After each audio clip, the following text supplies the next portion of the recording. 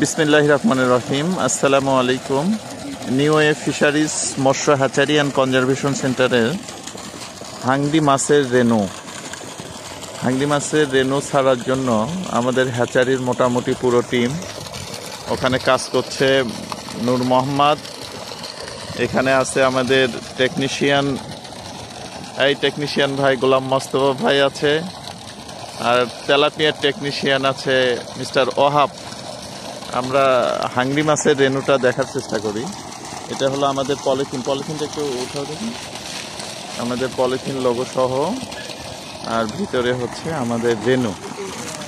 এই যে কত সুন্দর রেনু, আলহামদুলিল্লাহ।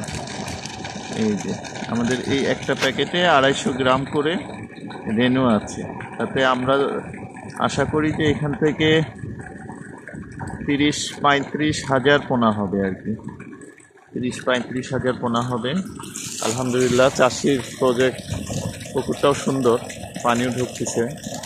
আদর্শ পুকুরের মতোই বলা যায় যে নার্সিং ব্যবস্থাপনা ভালো হতেও একজন পুকুরের দরকার।